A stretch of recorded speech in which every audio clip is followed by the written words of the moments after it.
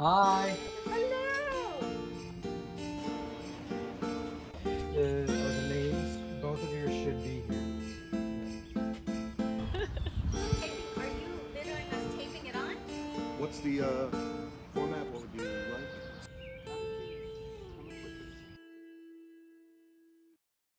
Hello, my name is Alex. About a month ago, I put an event together where I wanted to create a mosaic in response to what happened with George Floyd.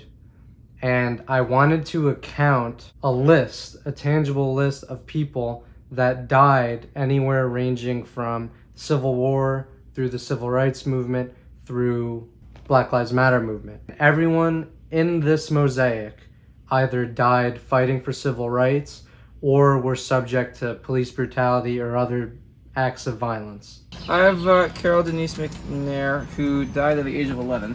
Johnny Ray Chapel was murdered during the Jacksonville race riots. These three people all died together: Andrew Goodman, James Earl Cheney, and Michael Henry. The KKK attacked them because they were representing the Congress of Racial Equality. He was protesting near Jackson Hole State College. He was killed by two stray bullets that were just being fired randomly. Oh my goodness. Randomly into the... This man here, Reverend Bruce Clunder, he was sitting in a construction zone that was to be segregated. He wanted to protest that, so he stood in the construction zone, refused to move, and he was tragically run over. His death is really what sparked Martin Luther King Jr. to start the march. I read his autobiography in college and it changed my life. He also shows how just because you make a mistake should not be penalized for the rest of his life. So he was a drug dealer. He was a burglar. He pretty much ran Harlem, the underground of Harlem. And then he got caught. And then he went to jail and he found Islam. And it changed his life, obviously. And he rose to great heights. And within the span of 3 years, two of the greatest civil rights leaders in the 20th century were assassinated. And the government had a lot to do with both of them. Rodney King was pulled over for drunk driving. That is a legitimate interaction with the police, but then he was beat over 50 times, like senseless. But this one made me feel uncomfortable when I was a kid growing up, because I heard what he did, and I heard what the police officers did to him, and I just couldn't believe it. After Longo, police approached him. They thought he was carrying a handgun. They shot him. He was killed. He was carrying an e-cigarette. He died that day there at the hospital. I have my sorority sister, Sandra Bland. She was in Sigma Gamma Rho Sorority Incorporated, which is an international sorority. She would always do a talk called Sandy Speaks, and she would talk about the injustices that she saw within the Black and brown community. With those injustices, she would speak up, she would do her podcast, and she would motivate other people to look around and see what's going on and to speak on the social injustices. One day she was pulled over on a routine stop and she was arrested. And 3 days later, she was found dead in her jail cell, and the authorities say it was suicide, but we all think otherwise, that it wasn't a suicide. We knew, everybody knew her name in that area because she was an advocate. We often say her name, and her name is Sandra Bland. What I'd like to say about Tamir is he was only 12 years old. Well, the police officer actually shot him. Had a bad reputation in his other Cleveland department. He didn't report it to his new employer. I guess they didn't mandate it, which is kind of strange, part of the systemic problem. Police lied. They said that they shouted out things to him. The car pulled up, they jumped out and shot him within 2 seconds. There was no talking, there was nothing. She had a 3-year-old, she was by herself. It was a traffic ticket violation. So why was SWAT there? Why did people have to be armed like SWAT, kick down the door, you know? She had her shotgun, she was streaming it live, so you could see there was real fear and concern.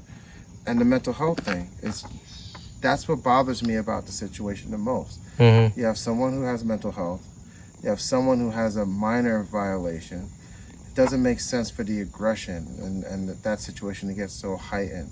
There's so much unknown.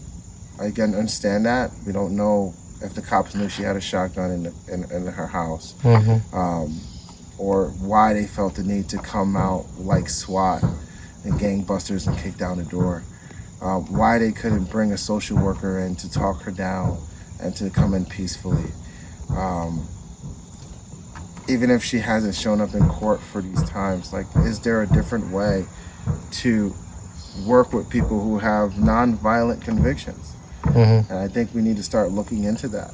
Daniel was just like, such like, I didn't know him, but I felt like I knew him because I grew up in that AME church. So when this happened, it like hit really, really deeply because it just felt like it was something that could have easily happened. Like, had I been in church on Sunday, like, you know, it was something that could have very easily happened to me or anybody that I knew. A woman came by to the event today who had a really personal story involving what happened to Abner Louima. So check this out. So I was at a party and I heard cops that were colleagues of the guy who bragging about the whole thing and how they got away with everything. They were all bragging about how they, it wasn't that they killed him, now it's coming back to me, I don't know how this flashed into my head. They physically, they sodomized him with broomsticks or something. I mean, really disgusting. And this is what I was hearing, and I didn't do anything about it because what could I have done? But I should have. And yeah. Just to add to the record, if you like, I taught in East New York, Brooklyn, Thomas Jefferson High School for 8 years in the 90s. I was there for, unfortunately, there were 2 shootings in the school. Students killing each other. Black children killing black children with real guns, like 15. And the system and the situation that creates that is not something most people have to think about or even deal with. But unfortunately, I was exposed to it, and it impacted me big time, and I carry it. It's my awakening, if you like. And I remember, I don't know if I told you, Rob, a couple of years ago when he was about 10, when the cops pulled me over, told me I stole a car, had 8 guns pointed in my face, and one of the cops said you could have got the paperwork from a crackhead. So the crackhead gave me the keys and the paperwork and said, go ahead, take this car. That's a very smart crackhead. Smart. They had guns at the front, the 4 doors, front and the back, and 2 coming in from like this. And I said, what is all these cops at the door for? How do you keep your cool? You have to. You have to, because it can turn so left. It can turn so left on you that you just have to, and that's why people are angry, because it's like, we're tired. I've been tired. My mother is about to be 80 next birthday. She says she way past tired. I'll tell you a funny story. So I told my coworker the other day. So I was at work. At the time, my office is on the 4th floor. So I go down, I'm in the elevator, and a woman's walking in, I hold the door for her. First thing she does, she walks in, she clutches her purse like this. It's a little tighter, and moves to the side. So I'm like, okay, no problem. So then I go, which floor you go to? The 4th floor. I go to the 4th floor too. Press 4th floor. So then I walk out. I go, hi, my name's Wilson, how can I help you? She was a little shocked. I didn't bring it up to her, I didn't say anything to her, but I could see when she got in the elevator, she was a little bit timid about it. Do you know the rules that I give my son? Don't jog with your hoodie on. Don't have a hoodie on when you go in the store. Keep your hands out your pocket. When you leave the store, have your receipt. You do not throw your receipt away until you get home. If you start driving, when you start driving, you put your hands 10 and 2. License, registration, insurance card on the dashboard. You say yes sir, no sir. I don't care if the officer's being the worst. You do not sass them back. I need you to get home safely. You and your friends are walking down the street. You do not play fight with them, because somebody's going to suspect that y'all are fighting. So when the cops come, they're going to just assume that y'all two are fighting. Mind you, you guys can be horse playing around. You can't do that. Certain things you can't do, because it's been happening for years. My mother has told me stories. People just disappeared. They just gone. But when you go to complain, They always have a story. Nobody wants to believe it. My father grew up down south. He grew up in the time of, you have Martin Luther King. You know, he did the sit-ins. He did the walks. He, you know, all my aunts, they did that. There's pictures of them at a sit-in at a restaurant. My father's like, "That's me. Don't say anything to anybody, but that's me. That's what we did." You know, that's how they protested. Was he a freedom rider? He was. Wow, that's incredible. Yeah. So he was there. He saw all this. He lived through it. The whole is the sum of its part. You got to put all the parts together to be whole. If black and brown people's lives don't matter, you can't say all lives matter. I'm not saying I'm against the cops. How could I say against the cops? My twin, who was born with me, is a cop. But what I'm going to say, even him, he sees injustices.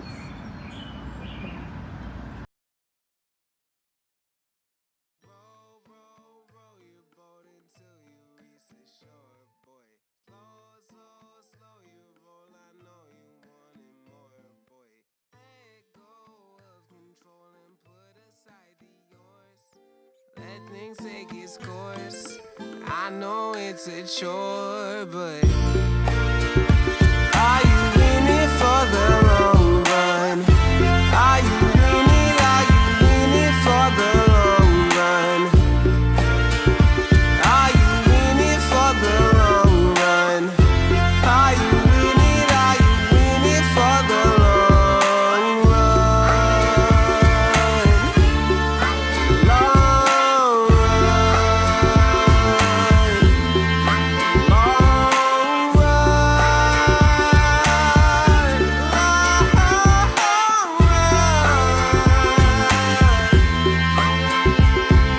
Sure enough, there's some things that I'm really not sure of.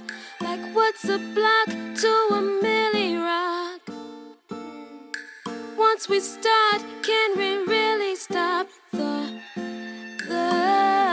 wind? I'm sure